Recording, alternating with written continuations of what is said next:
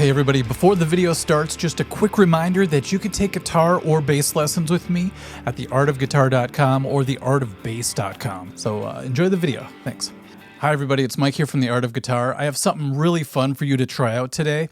And it might be the thing that kicks you out of the rut you might be in right now.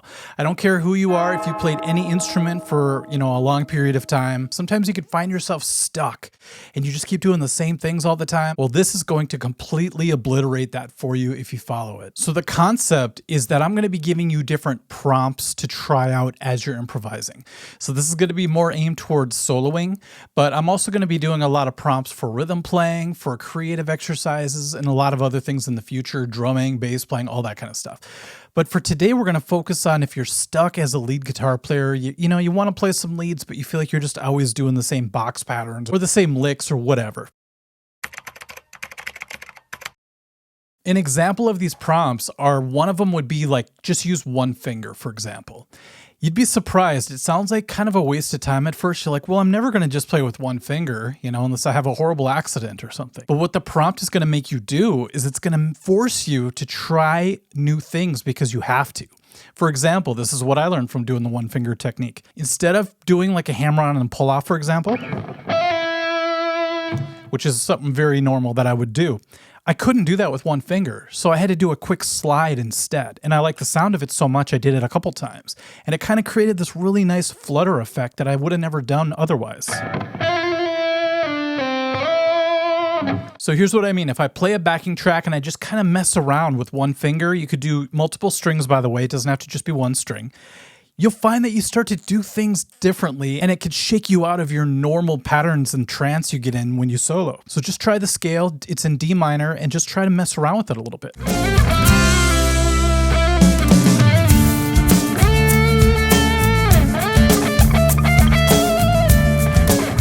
In that example, I kept going back to that flutter thing, but that's not all you can do. There's a whole bunch of stuff. You just have to discover it. It's kind of like excavating for things. And as soon as you find something that's cool, try it over and over again. Try it in different areas of the neck. And you could really start to get creative once you start to add it to your normal playing.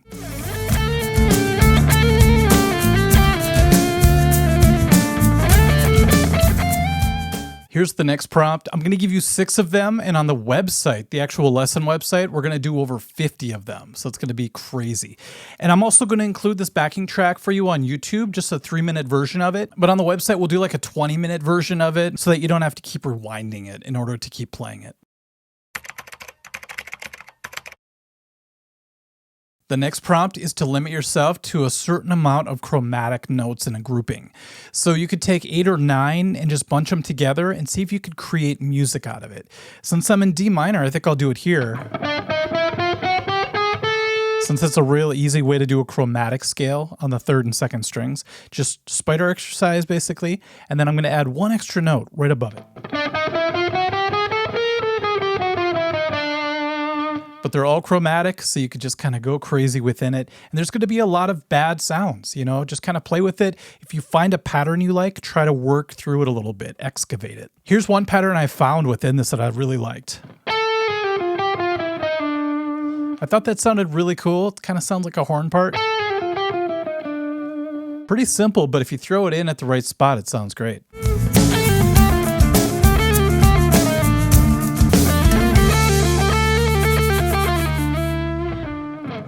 It's really fun if you turn these into phrases that could be used over and over again, because then you feel like you're building your musical vocabulary as you're going. You're not just mindlessly kind of noodling around with this stuff.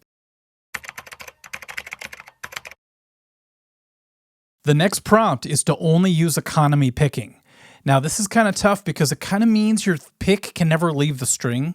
If you alternate pick, you lift up the pick quite a bit. But if you just keep pushing that pick through the strings as you play, it makes you keep playing in a certain way that flows after a while. At first, it might be really herky-jerky, but after you play for a while, you find really cool circular patterns that just seem to roll off your finger. So let's just mess with that a little bit. Watch my pick.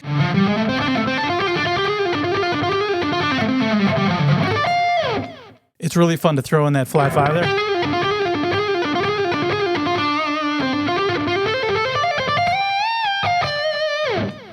Okay, I cheated a little bit at the end, but you get the idea. Just keep that pick moving. So you might go crazy for a while and then settle in on something that sounds really good.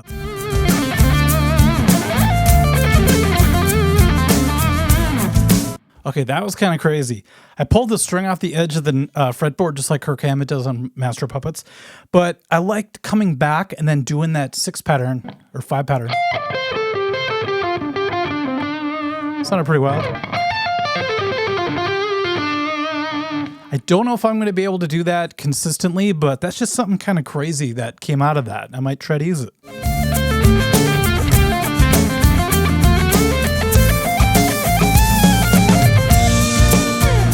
That was kind of a cool find, just by moving to different pentatonic shapes and blues scales, basically. Okay, the next one's going to be pretty easy for a lot of people because it's just going to be one string. So choose a string and only solo on that. It's kind of going to be like a slide again, especially if you use like one finger, but this time you don't have to. You could use multiple fingers on one string and just try different things out. What's fun is you could pull off to the open string if it's in the right key. So because we're in D minor, you can pull off to E. It's going to be a little interesting. Let's see. Okay, this kind of stood out to me when I was doing the one string pull off thing. It's got kind of a horror movie sound to it. I'm going to just mess around with it a little bit, but I kind of, trying to excavate a little bit in this area. It might turn out to be nothing cool, but let's see.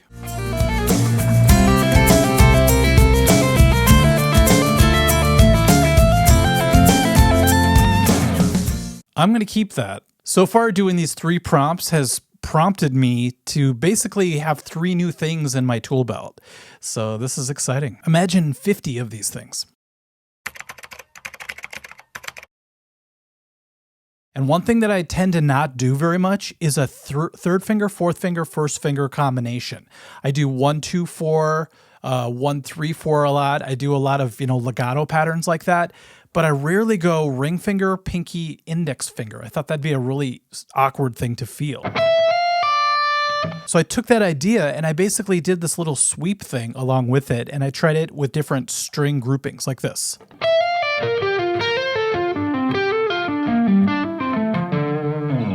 I actually made a video about this before because it really busted me out of one of my ruts.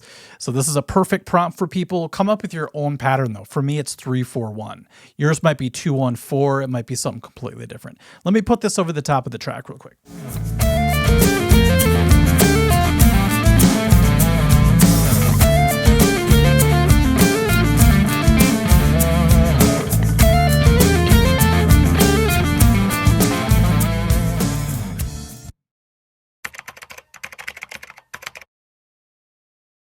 Okay, everyone, here's a quick bonus prompt for you. It's just skipping strings. So you'll be just doing solos. I'll do a little 3-note per string type of scale, and I'm just going to be skipping strings whenever I can. There are times where you have to go to the next string, just because if you keep just skipping, you're only going to be on 3 strings the whole time.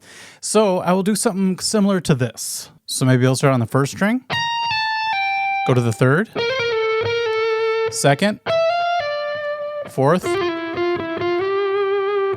third, fifth, and end up on the 6th.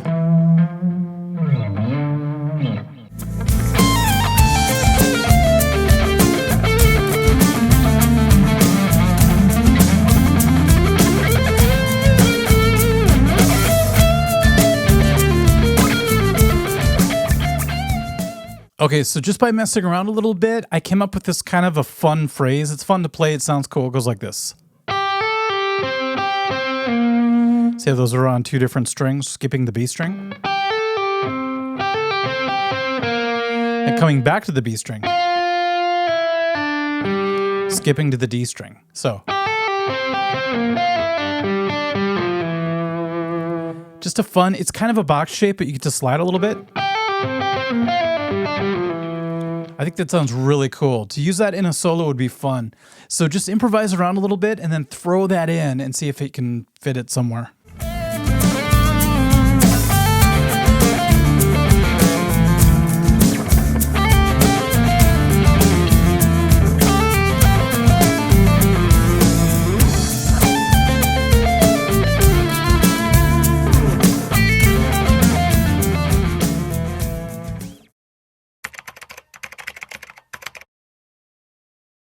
The last one is simple in concept, but I gotta tell you what it's gonna do for you over time.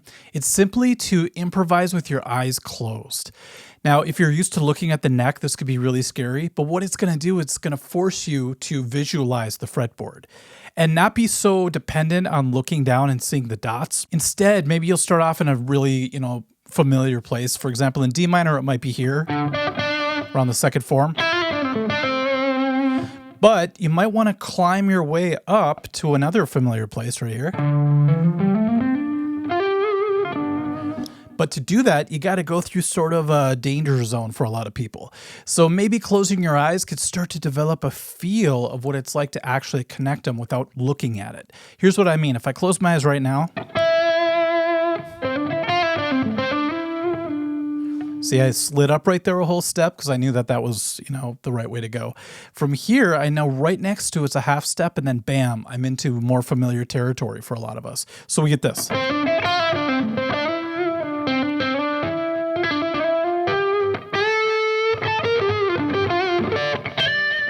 See, I work my way up slowly, kind of putting feelers out, and then eventually you can start to jump a lot easier, even with your eyes closed. So for example,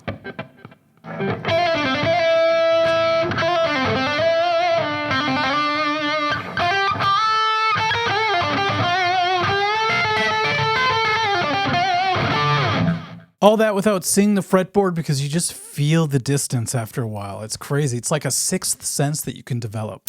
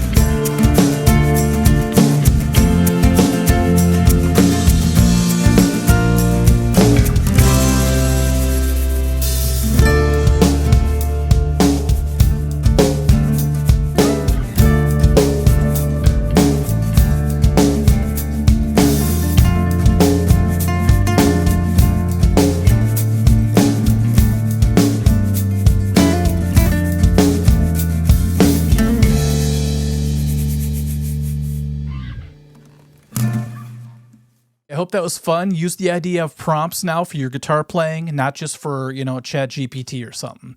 And I think you're going to amaze yourself at all the new ideas and how fast you can get out of these ruts. Okay, everybody, thanks for watching, and hopefully we'll catch you at the website. Okay, bye-bye.